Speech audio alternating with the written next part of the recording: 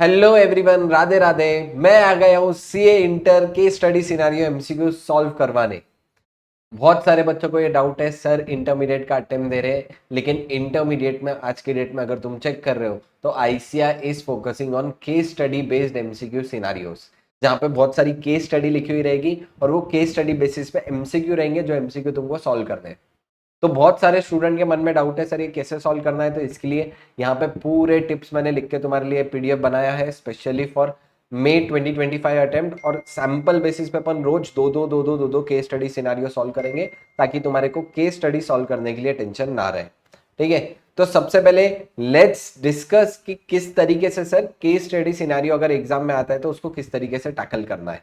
ठीक है, अब इसमें सबसे पहले तो क्या करो, एग्जाम में रीड द एमसीक्यू फर्स्ट। बच्चे यही गलती करते हैं। देखो बच्चे क्या करते हैं, डायरेक्टली पहले केस सिनारियो, पूरा केस सिनारियो पढ़ लेंगे, पूरी केस स्टडी पढ़ लेंगे और फिर क्वेश्चन पे जाएंगे। अपने को ये करना है क्या? नहीं, अपने को क्या करना है, तुम पहले क्या करो, एमसीक्यू पढ़ लो और एमसीक्यू में मार्क करो कौन सा डेटा रिक्वायर्ड है। देखो वही लिखा हुआ है, before reading the case scenario read the MCQ and mark what kind of data required in question. और फिर जो डेटा रिक्वायर्ड है वही रिलेवेंट डेटा पे तुम तुम्हारे पैराग्राफ में फोकस करना, जिससे तुम्हारा कहीं ना कहीं टाइम सेव हो सकता है। फिर नेक्स्ट चीज, जब भी केस सिनारियो पढ़ रहे हो ना तो वहां पे जो भी रिलेवेंट डिटेल्स है एमसीक्यू के लिए वो अलग से हाईलाइट करो, या हाईलाइट अगर नहीं होगा तो वहां पे पेंसिल से राउंडिंग कर लेना। और एक चीज, जब भी पैराग्राफ पढ़ रहे हैं जहां पे भी ईयर दिखे उसको राउंड करो पेंसिल से, अमाउंट्स को राउंड करो, जर्नल एंट्रीज, और जहां पे भी कोई भी तरीके की एडजस्टमेंट है वो राउंड करना, ताकि जब इंपॉर्टेंट कैलकुलेशन करो कहीं भी गड़बड़ ना हो जाए। सर सबसे पहली चीज क्या, सर हम राउंड ऑफ कर सकते हैं क्या एमसीक्यू पेपर पे? यस, तुम लोग पेंसिल से कर सकते हो। अगर सपोज कोई ऑब्जेक्शन भी उठाते हो तो इन केस तुम वहां पे इमीडिएटली मिटा सकते हो। इसलिए जब भी ये राउंडिंग करो ना एग्जाम पेपर में, इसको पेंसिल से करना। अब जब केस सिनारियो पढ़ रहे हो, मोस्टली देखो 30 मार्क के एमसीक्यूज रहने वाले। अगर मैं एडवांस अकाउंट्स की भी पर्टिकुलरली बात करूं तो जैसे एडवांस अकाउंट में 30 मार्क के सिनारियो डिवाइडेड है, 20 मार्क्स आएगा एएस से एंड 10 मार्क्स तुम्हारे जो बाकी के रेसिडुअल चैप्टर है वहां से। तो 20 मार्क्स के जो एएस आए, जब एमसीक्यू पढ़ रहे हो या फिर जब तुम्हारा केस सिनारियो पढ़ रहे हो तो मार्क आउट करो कि यहाँ पे कौन से चैप्टर के कॉन्सेप्ट लगने वाले। जैसे कि यहाँ पे मैंने एग्जांपल दिया, अगर एएस 2 इन्वेंट्री से क्वेश्चन आया है तो वैल्यूएशन ऑफ इन्वेंट्री, कॉस्ट और एनआरवी वाले कैलकुलेशन रह सकते हैं। अगर एएस 7 से है तो तुमको शायद से परसेंटेज कंप्लीशन या कितना कंप्लीट हुआ वो पूछे। अगर पीपीए से है तो डेप्रीसिएशन कैलकुलेशन, रिवैल्यूएशन कैलकुलेशन, ये सब छोटी छोटी एडजस्टमेंट है। अब ऐसा हो सकता है डेप्रीसिएशन पर डायरेक्ट क्वेश्चन ना हो, बट तुमको कहीं ना कहीं इंपेयरमेंट में डेप्रीशिएशन का इफेक्ट देके देना है। तो जब वहां पे तुमको अगर फिक्स एसेट के ऊपर आया तो एएस 10 के भी तुम्हारे को कॉन्सेप्ट्स लगाने पड़ेंगे। और अगर कहीं पे इंपेयरमेंट है तो रिकवरेबल अमाउंट के कैलकुलेशन ठीक से करना। ये सब एग्जांपल्स है, यानी सिंपली क्या करना है, केस सिनारियो में देख लो कौन सा चैप्टर रिलेवेंट है और जो चैप्टर रिलेवेंट है उसी के फॉर्मूला अप्लाई कर लेना और कॉन्सेप्ट लगाना। जैसे इंपेयरमेंट आएगा तो फॉर्मूला क्या रहेगा, रिकवरेबल अमाउंट का higher of value in use और नेट सेलिंग प्राइस, तो इस तरीके से फॉर्मूला लगाओ। इंपेयरमेंट लॉस कैसे निकालेंगे, carrying amount minus recoverable amount.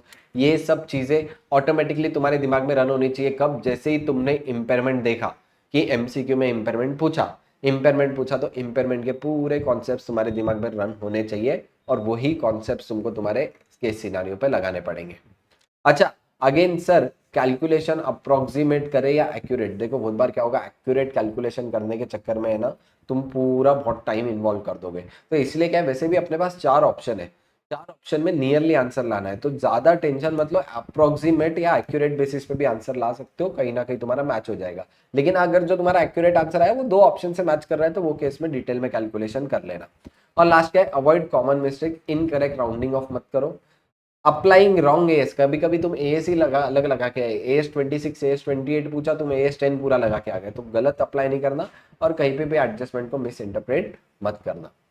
ये सब अगर टेक्निक लगाओगे तो सही टेक्निक और स्मार्ट वर्क से तुम्हारे ज्यादा टाइम, ज्यादा मार्क्स मिलेंगे कम टाइम में।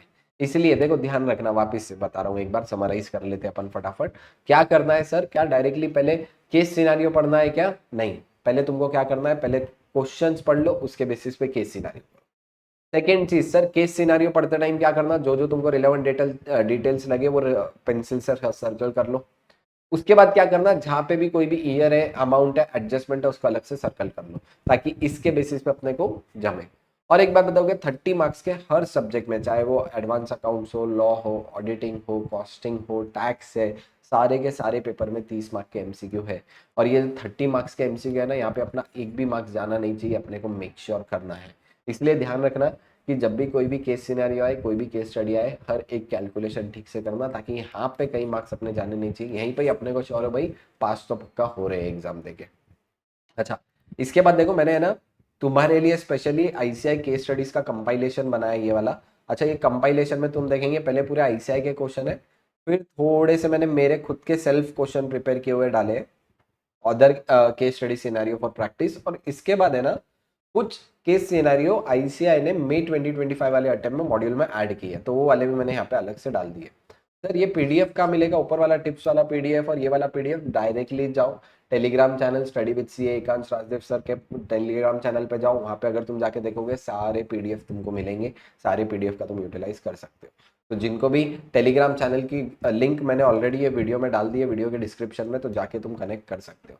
अच्छा सर, क्या ये एक ही वीडियो में अपन पूरे केस स्टडी सिनेरियो सॉल्व करेंगे क्या? नहीं, आज अपन रैंडमली कोई 2 एमसीक्यू सिनेरियो सॉल्व करते हैं, और उसके बाद जब नेक्स्ट वीडियो आएगी फिर नेक्स्ट वीडियो में दो दो दो दो करके रहता रहूंगा। तो जब भी तुमको टाइम पास करने की इच्छा हो गई, सर खाना खाते मन नहीं लग रहा, बोर हो रहा, क्या देखना है, तो तुम एक चीज कर सकते हो, केस स्टडी सिनेरियो लगा के बैठ गए और केस स्टडी सिनेरियो लगा के वही वीडियो देख के कवर अप कर लिया। ठीक है, आज अपन है ना 2 सिनेरियो सॉल्व करेंगे फटाफट। अभी फर्स्ट वाला छोड़ दो, अपन डायरेक्टली पहले क्या करते हैं, सेकंड और थर्ड वाला करेंगे। इसमें थर्ड वाला करते हैं। देखो अगेन मैंने जैसे कि बोला केस स्टडी में अपने को क्या करना है, पहले क्वेश्चंस पढ़ लेना, तो अपन यहाँ पे भी क्वेश्चंस पढ़ लेंगे। क्या बोला हुआ है देखो, which of the following cost incurred directly on the construction will be capitalised to the cost of factory building. अब देखो यहाँ पे बोला हुआ है 4 ऑप्शन है, कौन सी फैक्ट्री बिल्डिंग पे कॉस्ट होगी। अच्छा तुम देखो यहाँ पे तुमको बिना केस स्टडी पढ़े भी आंसर आ जाएगा। 2 लाख इनकट लीगल कॉस्ट, क्या लीगल कॉस्ट बिल्डिंग में जाएगी क्या? Yes. Cost of relocating employ, AS10 लगाओ, क्या रिलोकेशन ऑफ एम्प्लॉय की कॉस्ट अलाउ होती है क्या? नहीं होती। इनॉग्रेशन की कॉस्ट देखो अप्लाई होती है क्या? इनॉग्रेशन की कॉस्ट भी अपन कंसिडर नहीं करते कैपिटलाइजेशन के लिए। उसके बाद क्या है, allocated general overhead cost, allocated general overhead cost भी अपन कवर नहीं करते, यानी आंसर क्या हो जाएगा 2 लाख। यानी देखो क्या हुआ सर, इतना बड़ा केस सिनेरियो पढ़ना ही नहीं पड़ा, बिना केस सिनेरियो पढ़े डायरेक्टली तुम्हारा एमसीक्यू जम गया। तो बहुत बार ऐसा हो सकता है कि तुमने केस सिनेरियो ही नहीं पढ़ा, लेकिन केस सिनेरियो में ऐसे हिंट थी जहाँ पे तुमको, मतलब एमसीक्यू में ऐसी हिंट थी जहाँ पे तुमको केस सिनेरियो पढ़ना ही ना पड़े।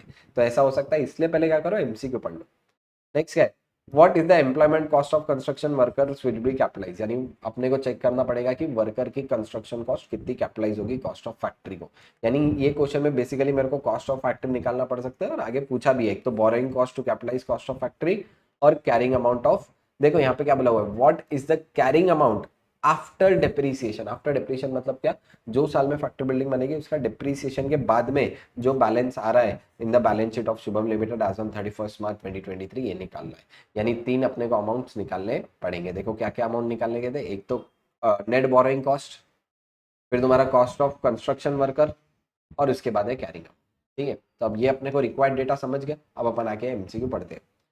शुभम लिमिटेड ने लैंड परचेज किया। अगेन जैसे ही लैंड परचेज किया तुमको याद आना चाहिए, सर लैंड के ऊपर डिप्रिसिएशन लगेगा क्या?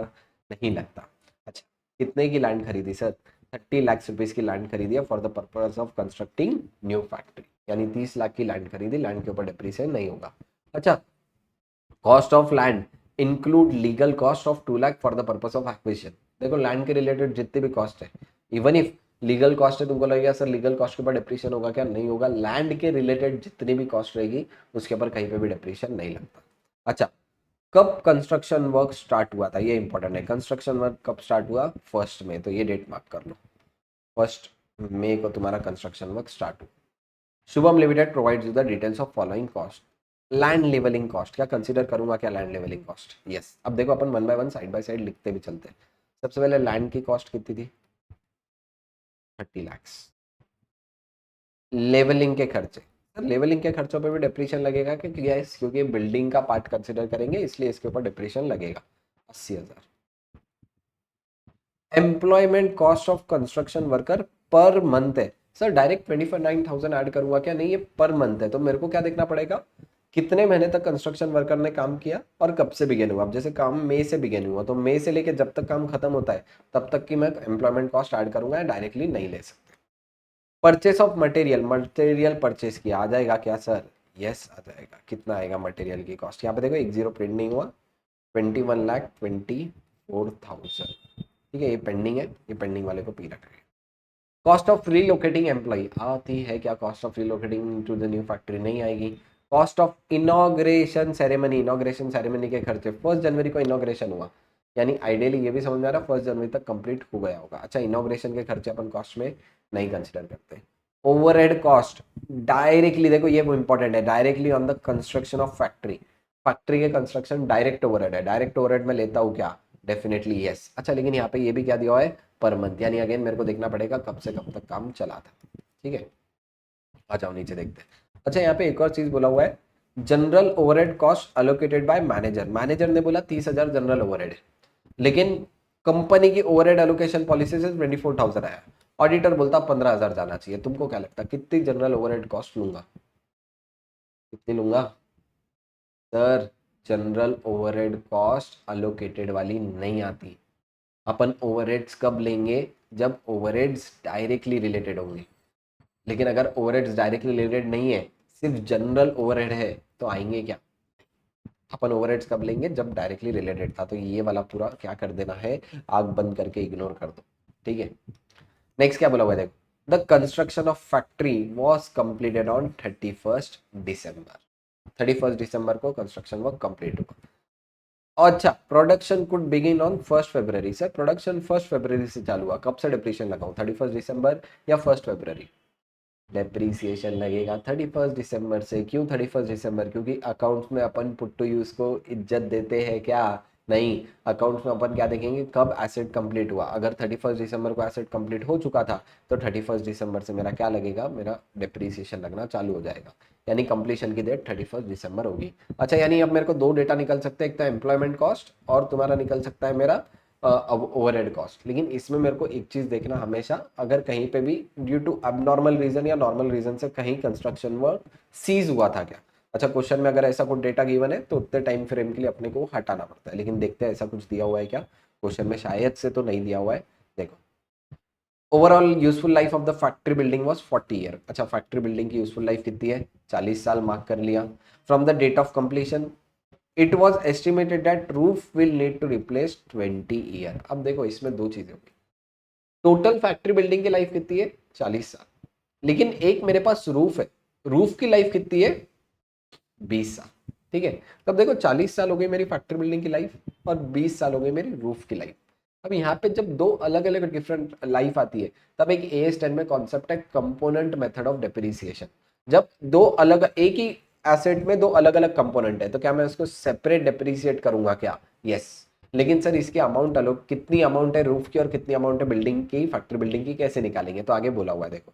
अच्छा, that cost of replacing roof at the current price would 25% of total cost। यानी रूफ कितना होगा? 25% roof and 75% residual factory building. Sir 25% का जो रूफ होगा वो कितने साल तक के हिसाब से डिप्रिशिएट करूंगा? 20 साल के। बचा कुचा जो 75% होगा वो 40 साल के अकॉर्डिंग डिप्रिशिएट होगा। Construction was partly finance by the loan. 28 lakh का मैंने लोन लिया 1 अप्रैल 2022। अब देखो, लोन लिया मैंने फैक्ट्री के लिए। अब इसमें दो तरीके थे, एक स्पेसिफिक बोरोइंग, जनरल बोरोइंग। क्या ये स्पेसिफिक है, जनरल है? Again this is a specific borrowing, क्योंकि मैंने फैक्ट्री के लिए लिया। फैक्ट्री के लिए लिया तो अब कब से लगाऊं? मई से लगाऊं जब से कंस्ट्रक्शन बिगिन हुआ, या 1 अप्रैल से? सर 1 अप्रैल से ही लगेगा ये। क्यों 1 अप्रैल से लगेगा? ध्यान रखना, क्योंकि ये स्पेसिफिक बोरोइंग है, AS16 में अपन ने पढ़ा था। ठीक है, कितने का? देखो कितने का लोन लिया? 28 लाख। इंटरेस्ट रेट क्या था? 9%। अच्छा, एक और चीज, Shubham receive investment income of ₹25,000 for temporary investments of proceed. 25,000 कहीं। अब देखो मेरे पास एक महीने के लिए, शुरुआत के एक महीने के लिए पैसे पड़े हुए थे, मैंने कंस्ट्रक्शन बिगिन ही नहीं किया, तो वो टाइम पे जब मेरे पास आइडल फंड पड़े थे, मैंने कहीं इन्वेस्ट किया, 25,000 रुपये कमाए। ऐसे केस में बोरिंग कॉस्ट में पड़े थे अपन ने, अगर कहीं पे भी इन्वेस्टमेंट में टेम्पररी पर्पस के लिए इन्वेस्ट कर रहा हूँ मेरा लोन अमाउंट, तो मैं क्या करूंगा? टोटल बोरिंग कॉस्ट में से वो 25,000 लेस करूंगा। अच्छा, बोरिंग कॉस्ट कब तक कैपिटलाइज होगी? जब तक फैक्ट्री बन नहीं जाती। फैक्ट्री कब बन गई? दिसंबर। यानी बोरिंग कॉस्ट आइडियली कब तक की कैलकुलेट होनी चाहिए? दिसंबर तक के लिए। एक बार देख लो कितना आ जाएगा, 28 लाख का 9% इंटू कितने? अप्रैल से दिसंबर, 9/12। ये आ रही है तुम्हारी बोरिंग कॉस्ट, एक बार कैलकुलेट कर लेते हैं। 28 लैक्स, तुम लोग भी करो जो वीडियो देख रहे हो। 9% इंटू 9/12, ये आ गया 1,89,000। इसमें से सर इन्वेस्टमेंट इनकम जो आ गई 25,000 ये माइनस कर लेना, तो तुम्हारी नेट बोरोइंग कॉस्ट कितनी आ जाएगी? नेट बोरोइंग कॉस्ट आ जाएगी 1,64,000। इसके ऊपर एक शायद से क्वेश्चन भी था, ये देखो, D will be the correct answer, 1,64,000 तुम्हारी बोरोइंग कॉस्ट हो जाएगी। अच्छा सर, क्या बोरोइंग कॉस्ट भी कैपिटलाइज करूंगा क्या? यस, आ जाओ, बोरोइंग कॉस्ट ले लो, ये आ गई बोरोइंग कॉस्ट 1,64,000। अच्छा, उसके बाद सारा डेटा हो गया। यहाँ पे देखो दो चीजें पेंडिंग थी, एक तो construction employment cost. Employment cost कितने लूंगा देखो, ध्यान देना, 29,000 था। कब से कब तक के लिए लूंगा? मई से दिसंबर, ठीक है, क्योंकि मई से इनकर चालू होना हो तो मई से दिसंबर। मई से दिसंबर कितने होंगे? मई, जून, जुलाई, अगस्त, सितंबर, अक्टूबर, नवंबर, दिसंबर, इट इज अ 8 मंथ, तो 29,000 इंटू 8, ये आ जाएगा 2,32,000। इसके ऊपर भी क्वेश्चन था शायद से। यस, ये आ गया एम्प्लॉयमेंट कॉस्ट 2,32,000। उसके बाद फिर क्या बचा?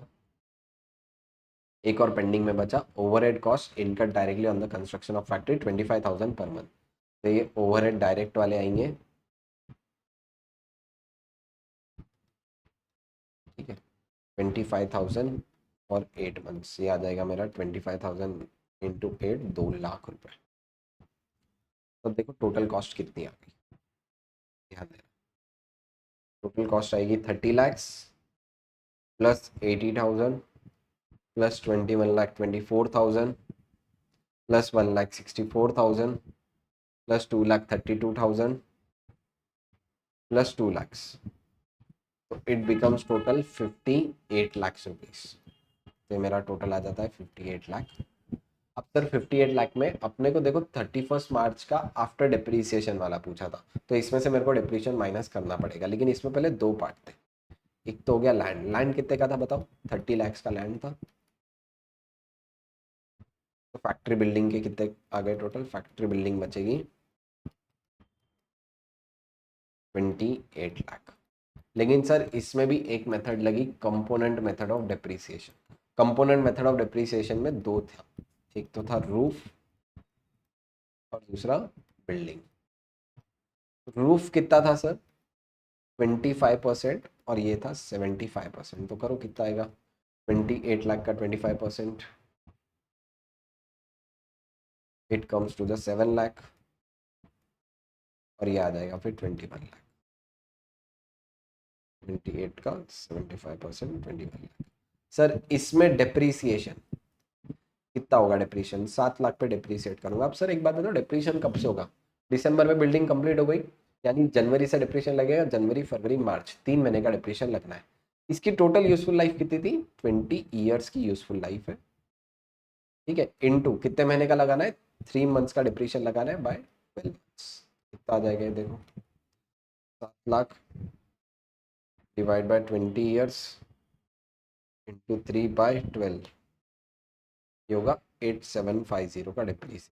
तो इसकी कैरिंग वैल्यू बचेगी 7 लाख माइनस 8750, 69125। अच्छा, इसमें फिर कितना आएगा? Same 21 lakh, 21 lakh into divide by, इसमें ये यूजफुल लाइफ कितनी होगी? 40 ईयर्स, ठीक है। अच्छा, 40 ईयर में कितने मंथ्स का लगाऊंगा? वापिस से डिप्रीशिएशन लगेगा 3/12, 21 lakh divide by 40 years into 3/12, ये आ जाएगा 13,125। तो इसकी वैल्यू कितनी बची? 21 लाख माइनस 13,125, तो ये आया 20,86,875।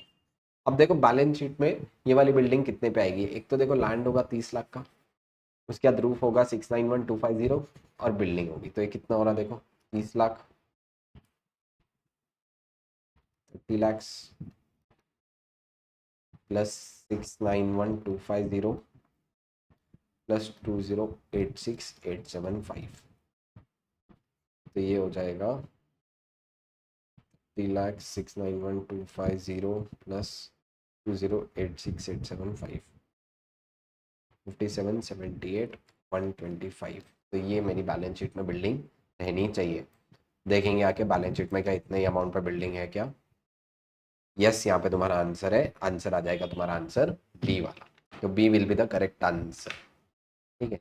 अच्छा, वीडियो यहाँ पे ऑलरेडी ये वीडियो 20 मिनट्स की हो चुकी है, तो मैंने तुमको बताया था इसमें 2 कराऊंगा, लेकिन अपन क्या करते हैं यहाँ पे ये एक केस स्टडी सिनेरियो पे वीडियो एंड करते हैं, क्योंकि ऑलरेडी वीडियो बड़ी हो गई। इसमें अपन ने पहले तो डिस्कस किया किस तरीके से केस स्टडी सिनेरियो सॉल्व करना है, और दूसरी चीज़ अपन ने क्या डिस्कस की, फिर एक केस स्टडी के नंबर 3 वाला डिस्कस कर दिया। ठीक है। तो इसके बाद फिर अलग से वीडियो लेके आऊँगा, हर वीडियो में दो अपन ट्राई करेंगे, इसमें एक ही वीडियो करके एंड करते हैं।